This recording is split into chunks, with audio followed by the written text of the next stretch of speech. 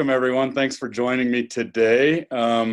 This is the final in a long, not a long series, but I think a very direct, to the point, high value series that we've, with the conjunction with the people at Equa Marketing, Naren, Lila, everyone that set this up over time. I think we've produced quite an impactful series. It's all available, it's all archived thanks to them, and I've been getting lots of great feedback via email and whatnot from people that are going through it very systematically. And so I decided to do something slightly different. If you've seen the content that we've produced previously on the other webinars, this will be slightly different. What I kind of want to do today is put a bow on the whole thing so you can see how it all integrates into your life and practice, and how you really turn up the fire and get results on a more predictable basis as time goes on. So the topic today is lessons on necessity and purpose. The other thing that I wanted to do today is integrate some of the insights that we gained when we interviewed our contributors for Titans of Dentistry. So it's going to be kind of a mashup of several different things. I encourage you to stop me. You can raise your hand digitally if you have any questions. I'm happy to go deeper in any of the topics if you feel like that would be valuable. I'm super passionate about it all, and so sometimes I go a little quickly, so slow me down if I'm glossing over a topic that you feel like we need to dive deeper in.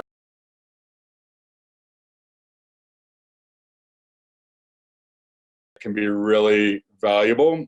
It's the opposite of what I've done for most of my career, which is just grit, hustle, and push against Mother Nature, and that about broke me, and I'll talk a little bit more about that. This is leveraging Mother Nature, leveraging science, leveraging everything that we know about the neuropsychology, positive psychology, the best research on what high performers do, not just in dentistry, but in athletics and in Hollywood and in executives that have really lots of demands on their time and knowledge.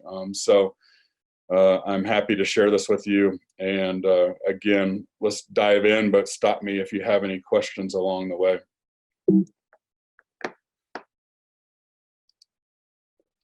So I want to talk, for starters, about my purpose, my why.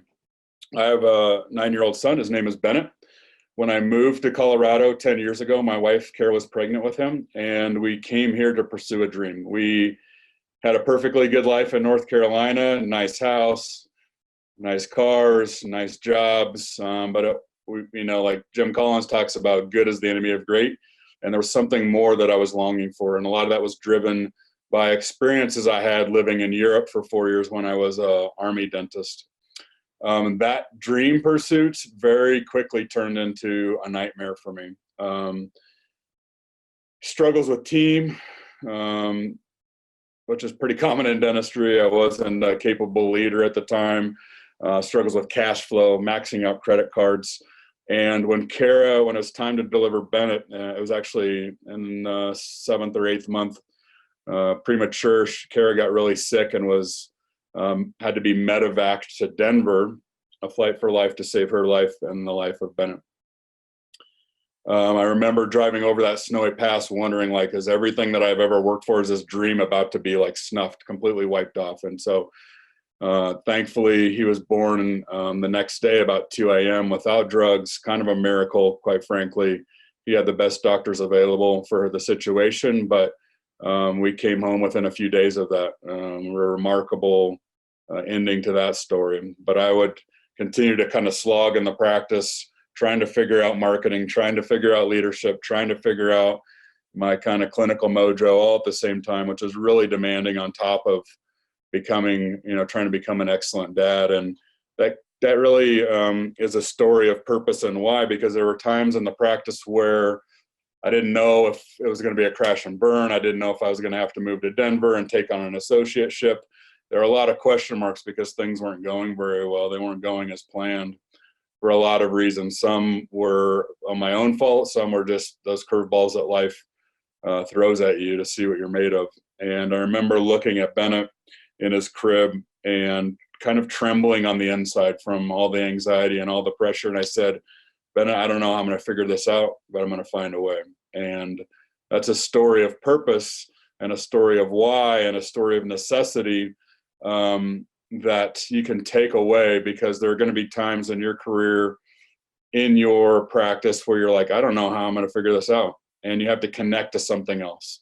And we'll dive in deep on how we really do that and how we strategize and how do we discover our purpose. And it's this big word. And if you watch enough movies and you read enough self-help, you think it's like, oh, one day I'm going to have this epiphany and this lightning bolt's going to come down and I'll have my purpose. I don't think it quite works like that. It's a process. And that's why I'm going to kind of give you the seeds of that, but know that it's something that gets clearer and clearer as time goes on. And it goes in conjunction with one of our first discussions on clarity. When I'm working with a client, I spend a lot of time talking about, what do you want? That's a really hard question for a lot of people. And so we chase a little bit more, a little bit better. We have this notion that more must be better, and that's rarely the case. And so we need to figure out what our path is. The next thing I connect them with is, why do we want it? If we want this thing, say it's a new practice, and we don't have a great why, if it just seems like the next best move or it's a good deal or whatever, it's probably not a very good what, because you won't have the drive to really see that through. It might just be kind of a knee-jerk decision. And we have to make sure, because there's so much opportunity now, there's so much information, that we have a filter system to make sure that it's really the highest and best use of our time. Otherwise, we end up like on this hamster wheel. And that's where I find most colleagues pursuing a little bit more, a little bit better. Money equals success. There's a lot of bad paths out there, and there's a better way to integrate it all. And again, I'll try and put a bow on all of it so you can see how all of this integrates. A little bit more about my story.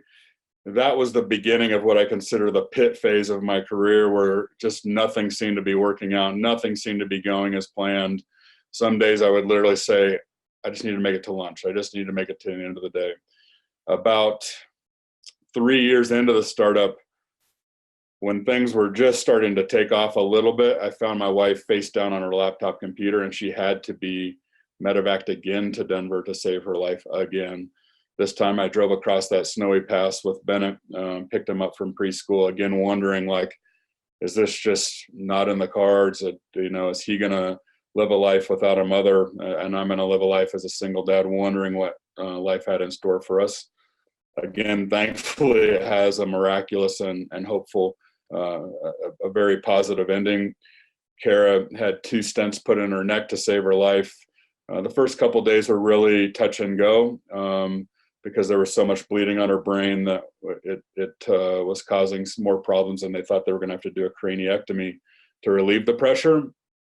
But after some clotting factors kicked in, she started to turn it around, and she went from not being able to talk and walk to very quickly being able to talk and walk. And our lives kind of started getting back to normal within a month or two. She still has a little bit of speaking numbers, some hangups there. Now we're 6 years after the fact, but she recovered very gracefully. I did not. I kept taking these kind of hits, and as an alpha male, you want to fix everything, and some of these things just couldn't be fixed. And no matter how much work and effort and grit that I put into it, just took time and space. And when I was in those dark days trying to figure out, like, how do I personally recover emotionally, financially? How do I keep things on the right track for my son and my wife? Again, that became another call to necessity and purpose, and allowed me to kind of persist and not stop moving forward, even though things were really slow from time to time. And that is what drives me today. When I was in that pit, when things looked most bleak, I promised myself, again, connecting to purpose and necessity, if I ever got out of this pit, I would spend the rest of my career helping dentists avoid the pit and find their best year every year. And thankfully I did. And now I have time, and the practice is thriving, to spend coaching, speaking, connecting, podcasting, writing books to pursue that end. And it all goes back to my original purpose, which is to serve my family.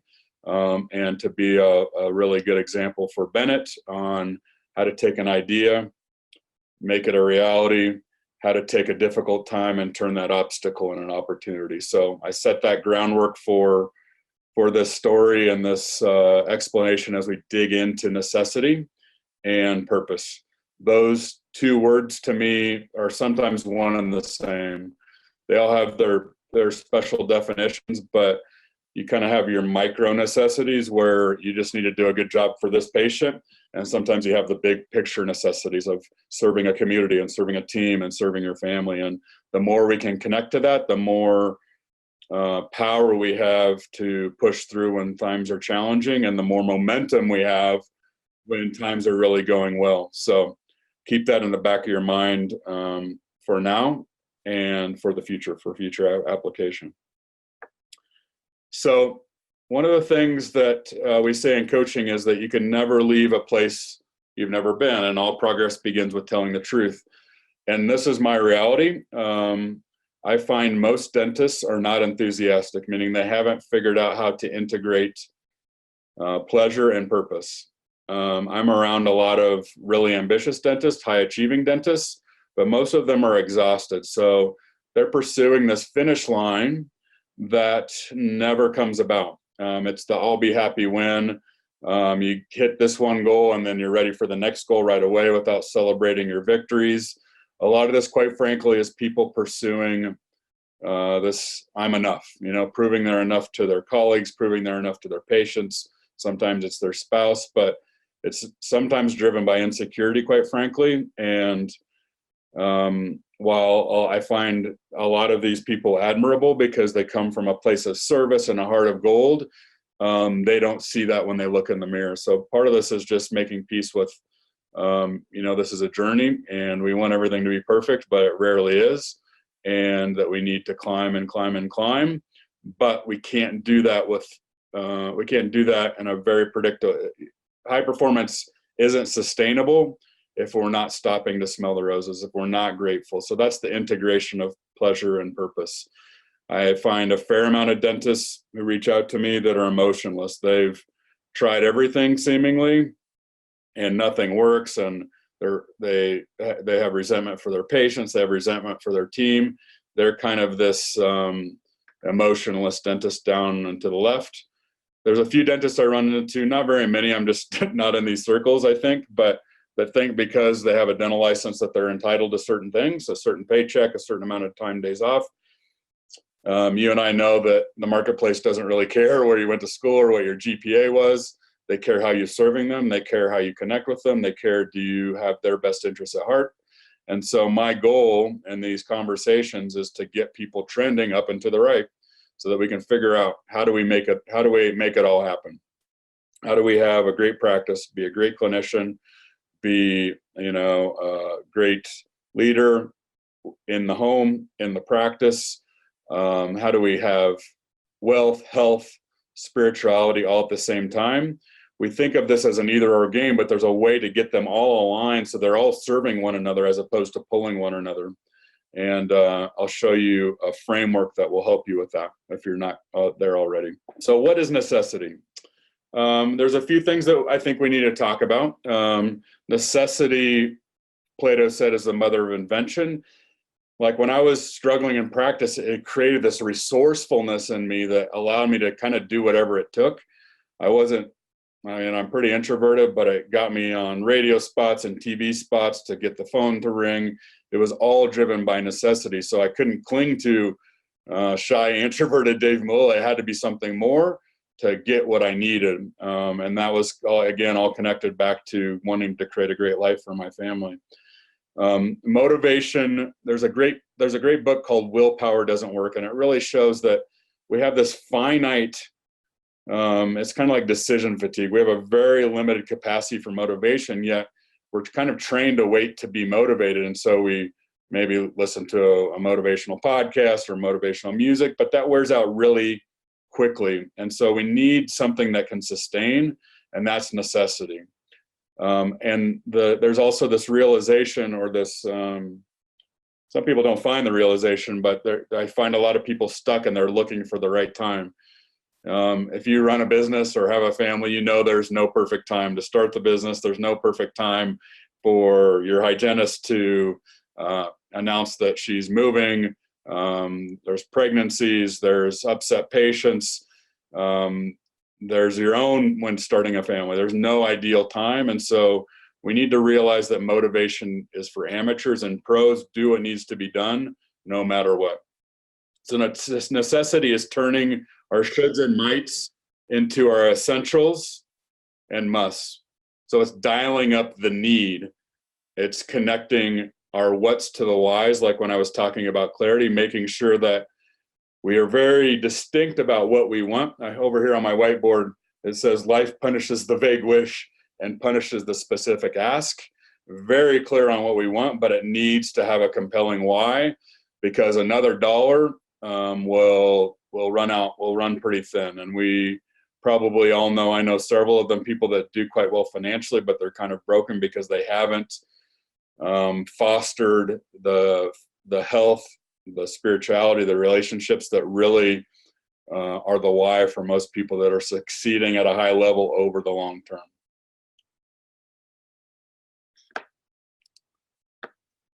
So how do we trigger this necessity? Well, part of it's an identity. The thing that we can say for sure from psychology is that we'll never outlive our identity. We'll never outperform our identity for a long period of time. And so if we have this identity of, for argument's sake, a $500,000 practice, it's really hard to get to $1 million. And if you do, you'll probably self-sabotage back down to a $500,000 practice. And so we need to foster our identity to say, like, I'm best in class here. I'm best in my community. There's no person in my county that runs a dental practice like I do. That will bring with it the rewards of someone who's performing at that level. Obsession sometimes gets a negative connotation, but most high performers become a little obsessed about, in dentistry's case, fine-tuning their clinical excellence, fine-tuning the goodwill and case acceptance in their practice. So there's a healthy form of obsession, as long as you're not creating collateral damage in your relationships, as long as alongside that you're also obsessed with creating a great team and giving them a workplace that they can't get anywhere else. This can actually serve you. Power and obsession gets a really bad rap because we always hear about the misuses of that. But there's also most people that we admire as leaders that have developed themselves from a place of integrity, both historically and now, are obsessed about their pursuit of X, whatever their mission is, whatever their purpose is. A lot of times, and this is what I was talking about in the beginning about my family, is we need to connect to obligation, duty, and purpose. And again, sometimes there's no distinction between obligation, duty, and purpose, but there's a question that I ask myself daily because it's triggered by the high performance journal that I use. It says, who needs your A game today? And if I'm going to give out a cheat code or a hack to purpose, it would be this. Most of the fulfilled people in society spend most of their time in growth and service, and that can be one and the same.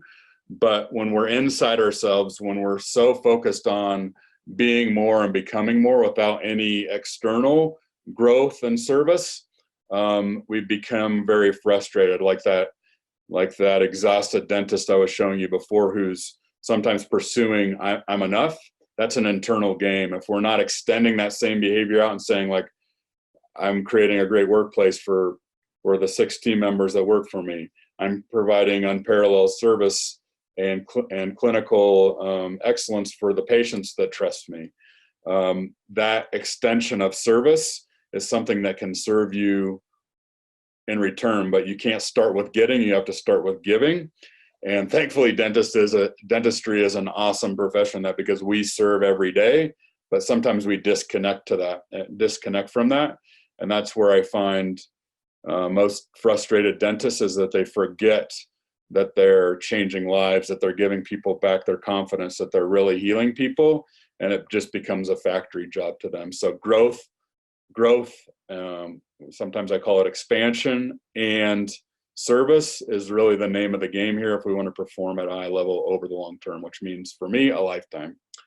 The other thing, and it's super funny that this would come up this week, is that I've been off for like 7 or 8 days out of the office, working from home on coaching stuff. And I have a big presentation that I'm delivering next Friday. And I was going to rehearse and refine, and the deadline wasn't tight enough. And here it is a week out, and it's not in the can. It's pretty far along, but I needed to give myself a tighter deadline to make sure that a week out I was fully prepared and I was just doing little tweaks. This brings up a thought of very early on my podcast. I had a guest on, and I asked them a typical question that I'll ask a podcast guest.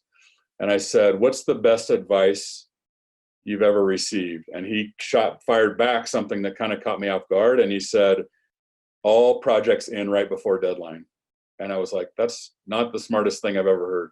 And the more I thought about it, the more sense it made, because every speech, every paper, every project, every time I needed to wax up a case, if it ended right before deadline. It didn't matter how much lead time I had, it always ended right before deadline. So that's a way to lead your team, give them tight deadlines, something that's realistic, but something that pushes them a little bit. This can also be used in goal setting. When I was a senior in undergrad, I remember the popular question to ask as we were graduating is, what's your 5-year plan? And most of us had an idea of what we want to do in the next 5 years. Now things move so fast. A 5-year plan is somewhat of a dream or a projection, which is perfectly healthy. But we need to chunk that down into almost 90-day increments so it stays exciting enough, because if we make it a goal for the year, we're not going to even get started until October or November. That's just human psychology. If we have more time, we'll take more time.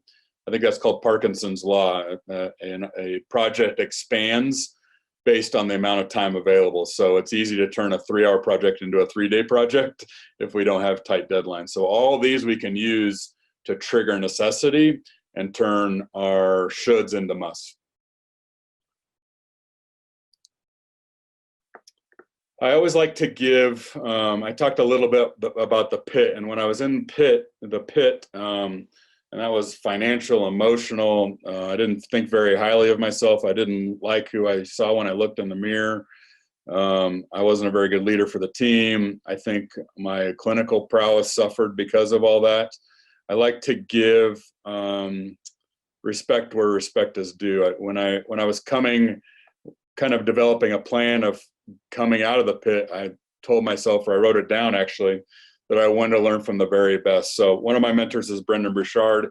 He's considered the leader in high performance, and I bring he and John Maxwell up almost every presentation because I'm standing on the shoulders of a giant. Some of the content that I deliver to you is my own concepts and ideas, but a lot of it was because I studied the best practices and the research that Brendon and John Maxwell did. And so in terms of necessity, this is a quote from Brendon Burchard.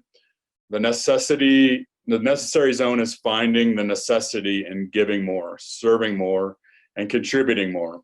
High performers find it necessary to grow into their character. It's part of their identity to have the necessity to grow. So grow is something that I'll talk about at a lot deeper level as we go on today. We already talked about identity, but you start to see how this all ties together if we're going to perform over the long term, or as opposed to just having our best quarter every now and again. Now we have John Maxwell. He's considered the world's leading expert on leadership. He said, success is knowing your purpose in life, growing to reach your maximum potential, and sowing the seeds to benefit others. So what do you know? Growth and service comes up again and again and again when you find people that are performing at really high levels over the long term and are studying people that are performing at high levels over the long term. So I want to dig into some insights that we gained when we did our research for Titans of Dentistry, and you'll see how this all ties together. So these are words of dentists that contributed to that book. High performing dentists, there's a pretty funny Amazon review that's a 1-star review. It says the book is a joke and that we profiled the wrong people, and that these people have contributed nothing to dentistry. And we make it very clear in the book that this isn't a ranking of dentists. We just found dentists that were clear on their purpose and took their own path. So we can learn a lot from dying people. And the number one regret of the dying is, I wish I would have lived a life true to myself, not the life that others expected of me. And, I'm sure we didn't bat 1,000 here, but by and large, it really seems like the people we profiled were playing their own game and living a life true to themselves, and carved out a niche and a lifestyle that was true to them, not just the norm. They weren't taking other people's visions and versions of success and prescribing it to themselves. So I'll start off with the first question. We asked all of them, in your opinion, what separates the top 10% of dentists from the bottom 90%? And Dr. Stephanie Zeller says, mindset. A mindset for desired growth often leads to increased learning, greater knowledge to leverage, and an accelerated rate of return, including joy within one's career and monetary gain. So pursuing joy and purpose simultaneously, something that I had mentioned before. And so we'll integrate this into what I call the power pyramid. Titans have a growth mindset. So this is, we'll build this out as time goes on, and this is what I would consider perfect engineering of a career and a life. So Titans are growth oriented. If you have an organization, I think if you're running a practice, you should have a grow or die mentality, because a plateau is usually a facade. Usually you're in decline there, and expenses are growing over time, and it's what keeps you innovating as time goes on. So it doesn't have to be more profits, although it can be. Some people want to harvest off more time, but just some sort of reward for the team and the owner as time goes on. Greater, it may be changing your procedure mix, but I believe a healthy organization is always growing. So we'll start there. That's our end goal. We asked Dr. Howard Ferran, looking back, what advice would you give yourself on the day of your dental school graduation?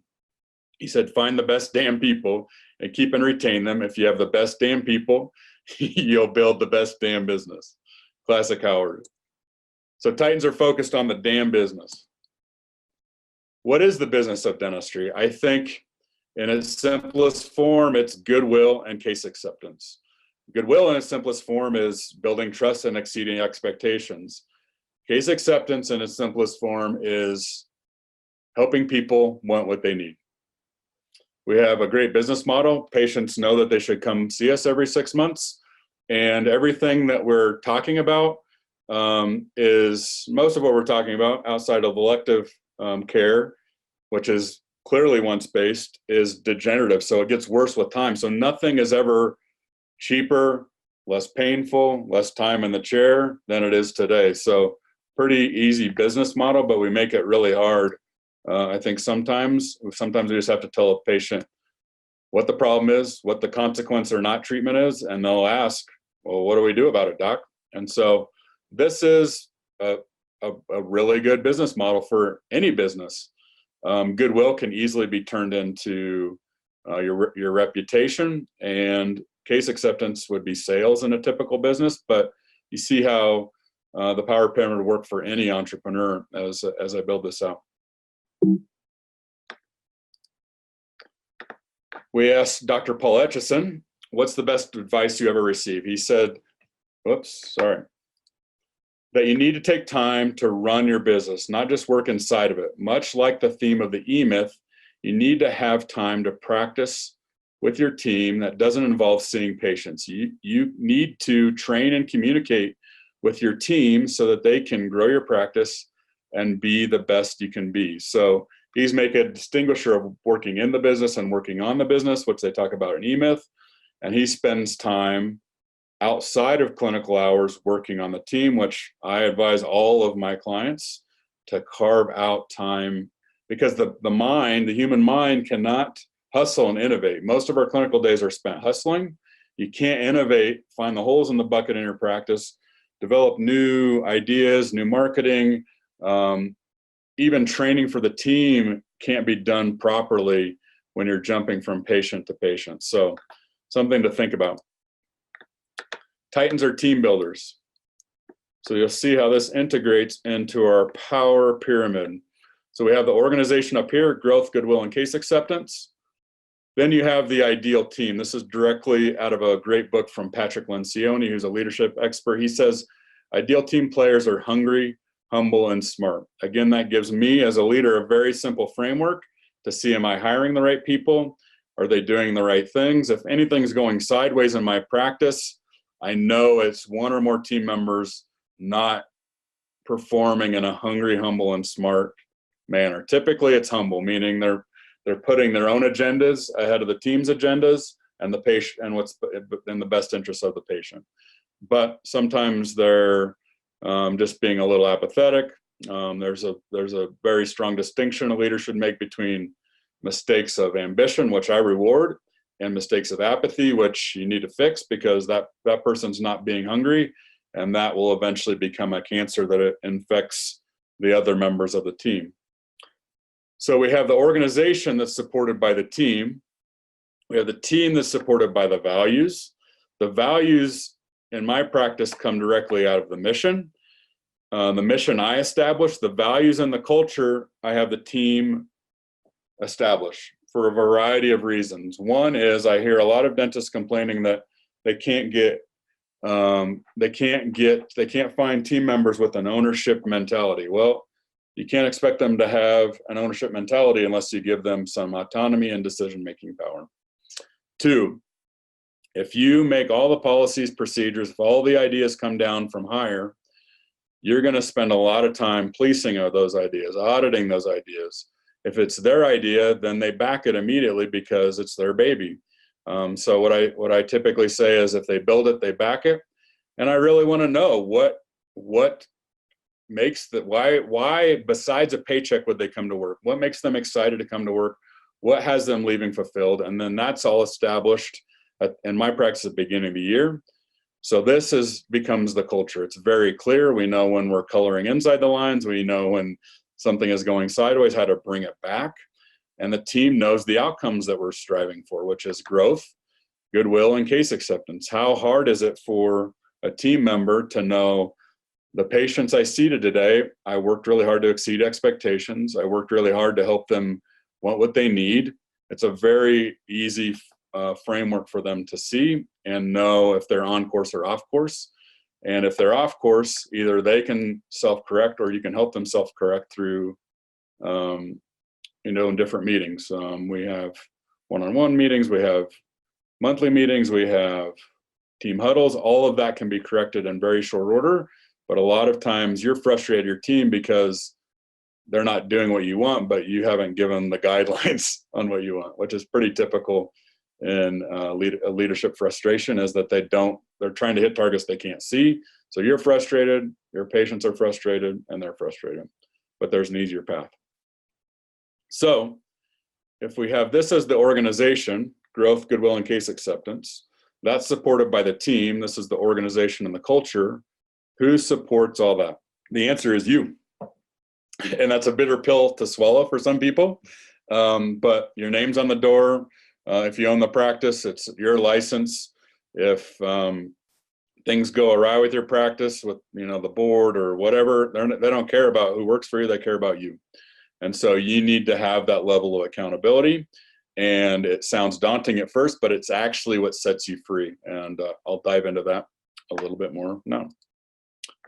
So, as I mentioned, that seems like a big weight, right? Like, how do I support the growth, the goodwill, the case acceptance, the team, the mission, the values? Well, you can be like Atlas here and feel that burden and wear out over time. And I see tons of dentists, and I talk to tons of dentists who are bored, broken, burnt out. This is what they're doing. They're giving more than what they've got. They're working on the extremes. And a lot of times that comes from a kind heart because we want to serve. We want to make everyone happy. That only goes so far, though. We need a skill set and mindset. So over here we have Archimedes, who's lifting the same weight, essentially, but he has a tool. He has a lever. So let's build out the tools and figure out how do we actually become a higher version of ourselves? How do we increase our capacity so the problems that are a big deal in 2019 don't even bother us in 2020? We need that constant evolution, and I'll explain how and why. So let's dig into the Titans a little bit, and you'll see how this builds out. What leadership advice would you give a dentist who has an ineffective culture in their practice? Dr. Peter Bolden, fellow podcaster, fellow author, says a leader is responsible for an ineffective culture. It may be because you created a vacuum or a lack of culture, which allowed someone to fill it with a bad culture. This is typically what I see in dentistry, side note there. Or simply the culture is you set out to create is ineffective or inauthentic. Either way, you need to have extreme accountability, which ironically would be a great step for creating an effective culture. So that's accountability, right? Titans are accountable. And I often get this question like, what do you mean by accountable? I mean, everything is your fault. Now, again, daunting, but it's your practice. You're responsible for everything in it. Your name's on the note, your name's on the license. And again, this can be something that really sets you free, because if you want to blame your team, if you want to blame the patients, if you want to blame the economy, the town, the building, whatever sort of finger point you want to do, it gives you're taking your power and your control and you're giving to someone else. I'd rather keep that with me. And so the thing that I use, the mantra I use is a practice is not limited by its opportunity, it's limited by its leader. That's a process. Am I there realistically all the time? Do I blame? Yeah, from time to time, but you can improve that muscle as time goes on if you're just self-aware to know that our default and our team's default is to be accountable. The other cool thing about accountability is you become more accountable. The best leadership is by example. What happens to your team? They become more accountable too. So we'll start there. Sorry. All right, so we asked Dr. Corey Glenn. Corey's a friend of mine, and I remember dialoguing with him when he was going through this cancer diagnosis. We asked him, please explain the most challenging time in your career and how you moved past it and thrived on the other side. He said, definitely it was my cancer diagnosis. It was the end of 2015, right about Christmas, as I recall. We were at our prime. Everything professionally was going perfect. My practice was thriving.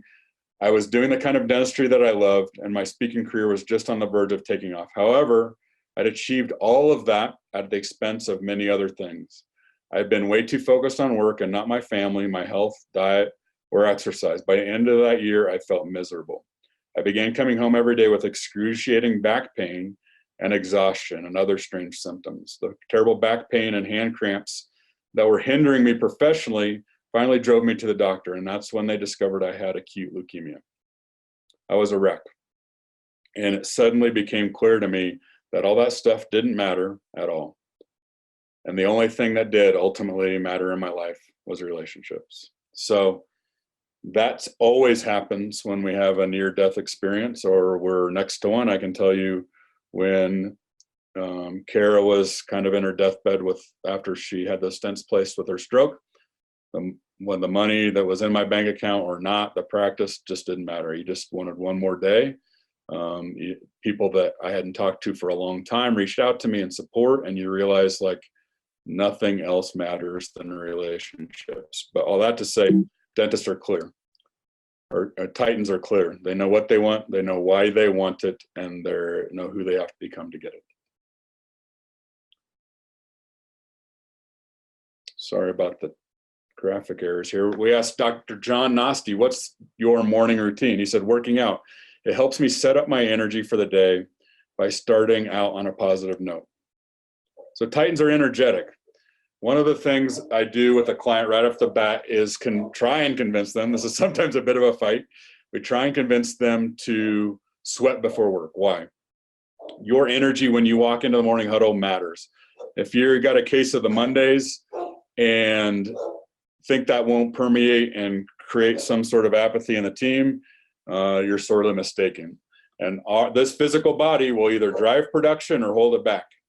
There is no neutral. So caring about how you feel when you walk in and kind of activating that through, for some people it's exercise, some people it's meditation, some people it's journaling, some people it's all of the above. I tend to think more is better here.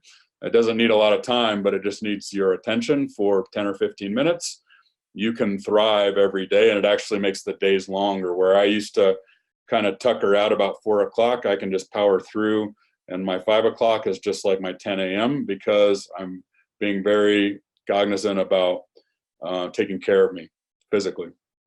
And again, this is a force multiplier. You'll see this in your team if you pay attention to it.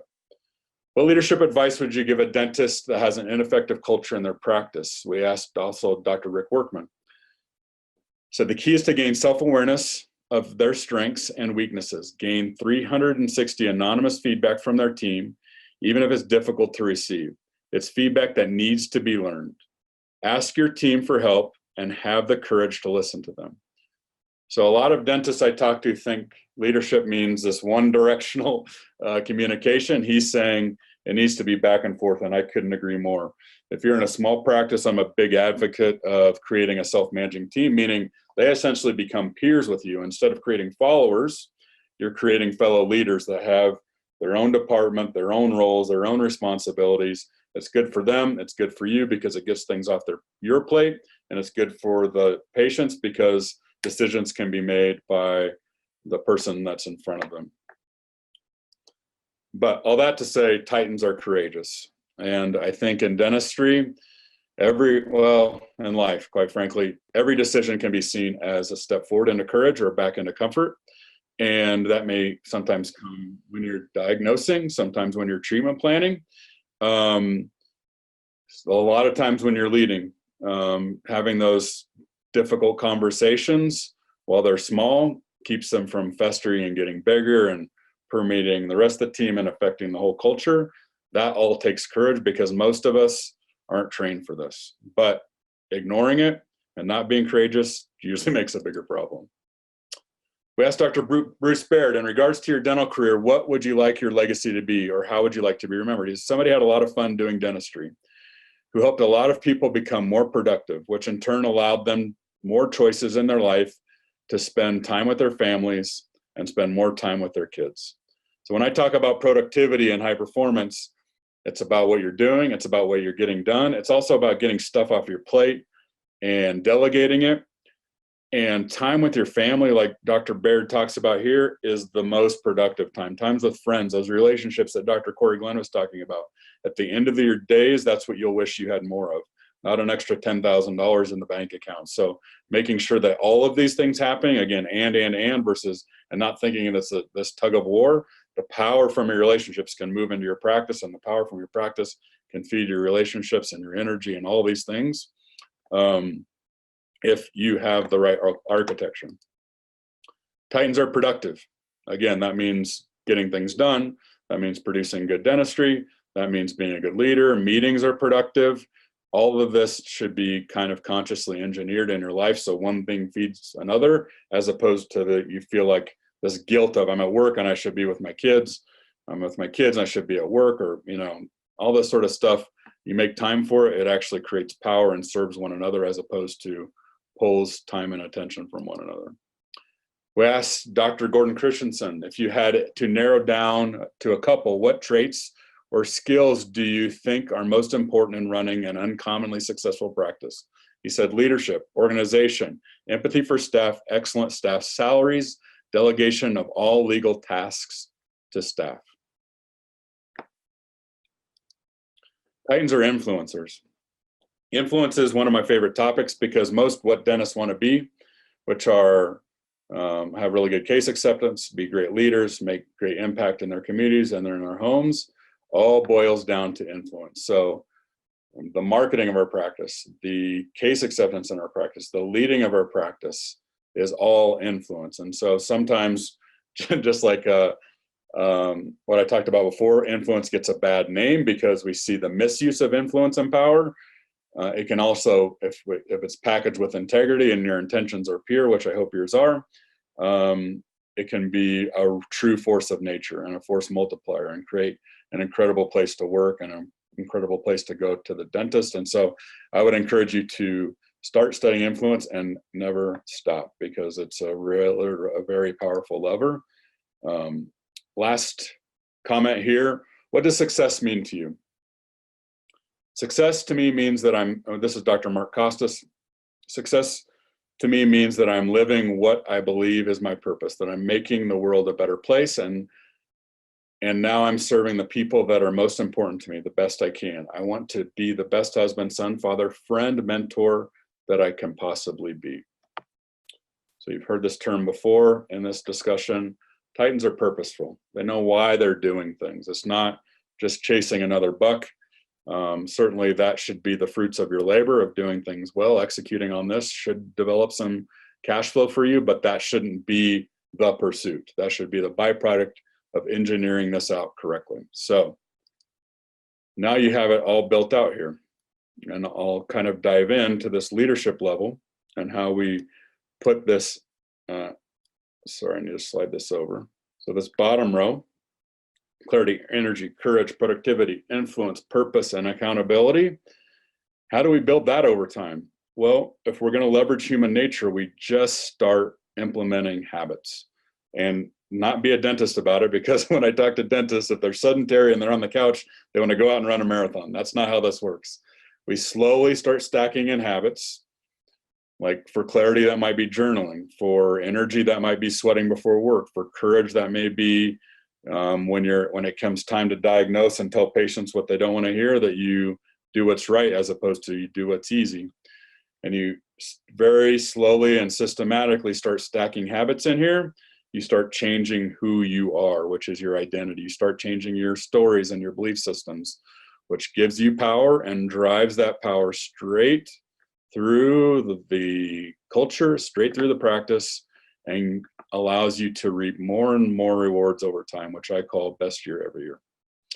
And it's not all about the money for me. For me, it's about time, it's about impact, but this works no matter what you're pursuing. Going back to clarity, doesn't matter what you want, this will provide it for you, as long as you do it right, and as long as you do it with integrity. Again, I'm assuming I work with highly integrity people, but you also hear about the misuses of these things. So your purpose becomes to chase down the person that you're meant to become. And I use two examples all the time because they're very obvious in popular culture. This, as you probably know, is Tom Brady. This guy, Tom Brady being drafted, and this guy wouldn't even hang out with each other. He's evolved at such a pace, to such a level, that the New England Patriots are able to win championships when they barely wanted to draft this guy, right? So he's focused on not what he's doing so much as who he's becoming. And so I don't know what his habits are exactly. I know he has a book that I haven't really reviewed, but he completely changed his stories, beliefs, and identities through habit. I can already tell you that. And the organization evolved because the leader evolved. I hope you can appreciate that. Here we have a guy on the left, we have a guy that sells books. On the right, we have the guy that sells whatever the hell he wants, the richest man in the world. And this guy are two completely different guys. Two different levels of confidence, two different levels of stories. This didn't happen because he was the owner of Amazon. Amazon happened because he evolved over time, right?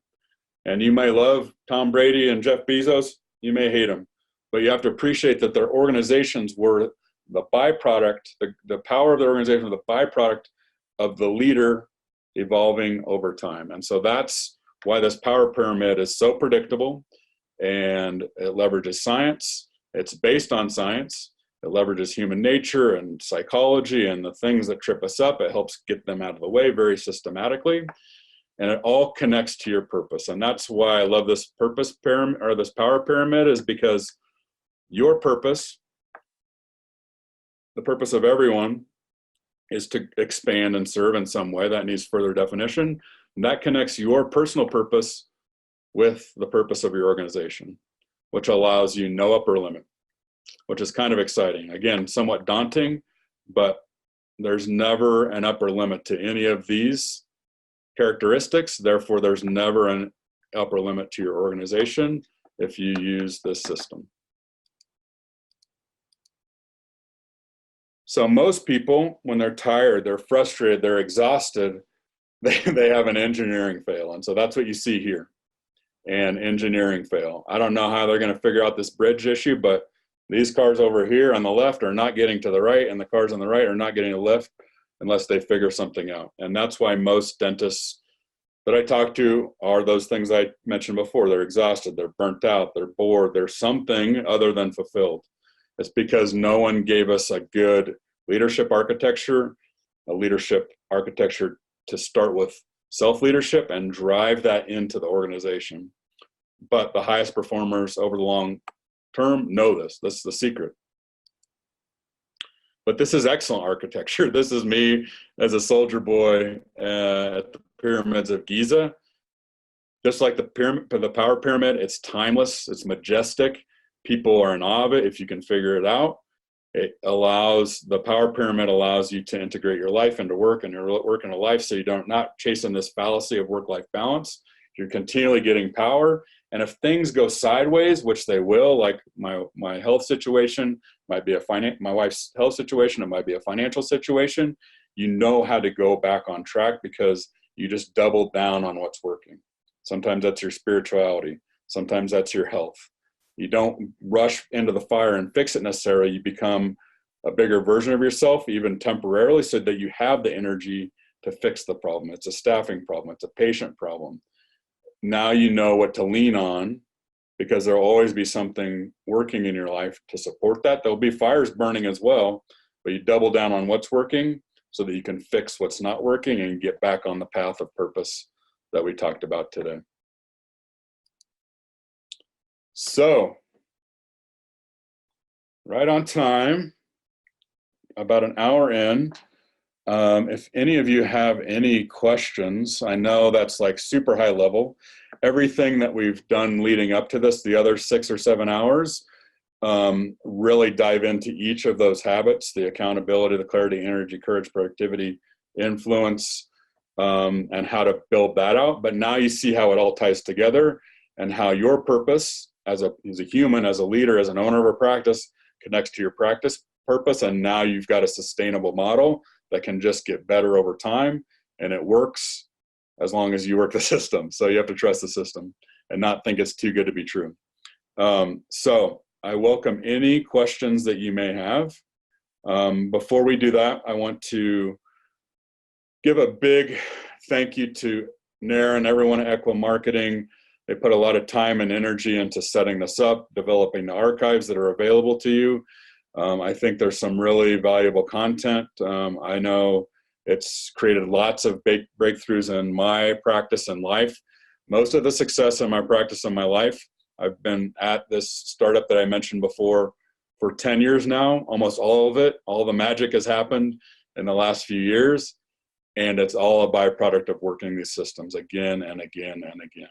Am I perfect at it? No, but I'm constantly refining and trying to improve. And there's no end in sight because it works. And if you work it, like I said, you can have your best year every year. What questions do you have? If no questions, you can always reach out to me, dr.dave@relentlessdentist.com. I have stuff that's constantly being posted on Instagram. My podcasts have been, they're all archived for the last 6 years. 6 years.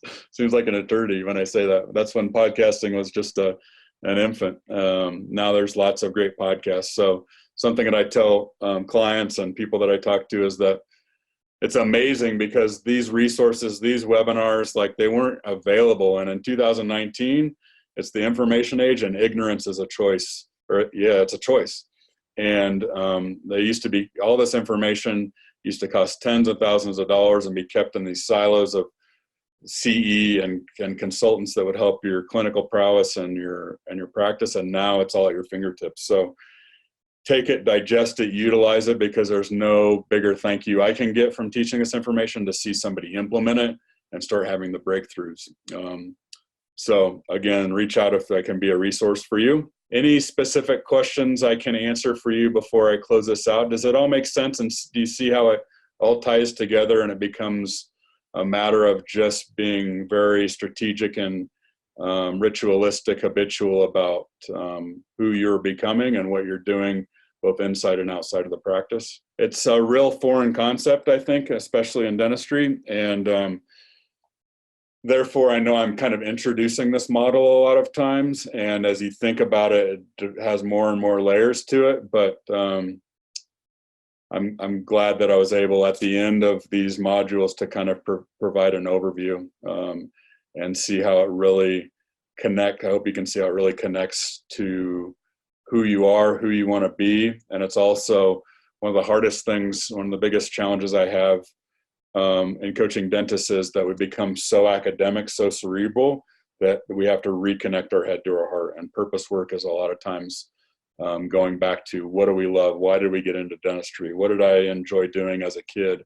When am I in flow where time seems to disappear and I can just do this perpetually and become somewhat obsessed and highly productive with a certain project? And the more we digging around and the more self-awareness we have there, the more breakthroughs and the quicker they come. So thank you all. I appreciate your attention.